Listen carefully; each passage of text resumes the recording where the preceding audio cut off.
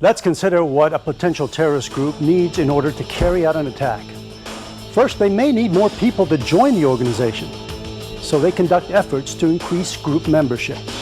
Secondly, they need money to travel, rent cars and houses, buy equipment, and so on. Next, they need to select or acquire weapons. The chosen date of an attack may also be important.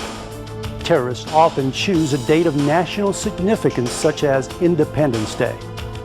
Now they need access to a target site, and this is frequently where you come in. Terrorists will attempt to gain access to the sites they've chosen in order to check them out. They do it by frequently wearing uniforms that make them seem harmless or legitimate, such as cleaning crews. They may also be impersonating police officers.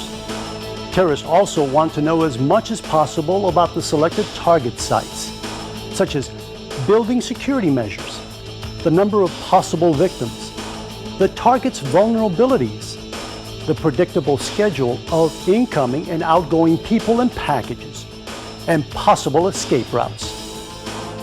The following tape excerpt was captured from a terrorist in Singapore by Singapore intelligence. The terrorist was conducting surveillance of a bus station where his group was intending to plant a bomb. While both the audio and video are somewhat rough because of the amateur taping, you can clearly hear that he is alerting his co-conspirators to the normal flow of people and vehicles at the MRT station called Yishun.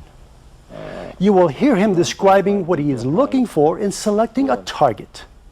U.S. military personnel will be dropped off from the bus and they will walk towards the MRT station. And this is one of the buses, one of the regular buses that ferry the military personnel from Sembawang to Yishun MRT station.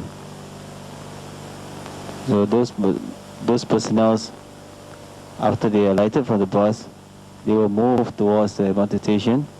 As you can see on the far left, people walking towards the station, they will walk the same way. This is the sign of Yishun MRT station as viewed from the opposite side of the road at block 146. Block 152. This is the bicycle bay as viewed from the footpath that leads towards the MRT station. You will notice that some of the boxes that are placed on the motorcycles, these are the same type of boxes which we intend to use. Beyond those motorcycles, you can see somebody waiting or standing beside a car. That is a pickup point where those personnel will queue up to board the bus or alight from the bus. This is a taxi stand. There's the entrance of the temple with many vehicles parked there. So it will not be suspicious to have a motorcycle or a bicycle there. The pillars of the MRT tracks are very, very solid. You will notice there's a drainage hole. It might be useful. The next step is also crucial. The terrorists must now attempt to move their chosen weapons into position. This is also a vulnerable point in the process, and one in which your powers of observation are important. If the terrorists succeed in moving their chosen weapon to the site of attack, their next step, unless it is to be a suicide attack, is to escape. What is your role as a security officer in the prevention and possible handling of a terrorist attack? It can be summarized in 3 words: recognize, report, and react.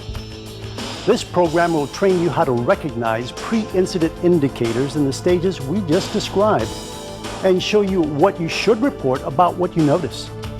Reporting events or suspicions according to your post orders is very important.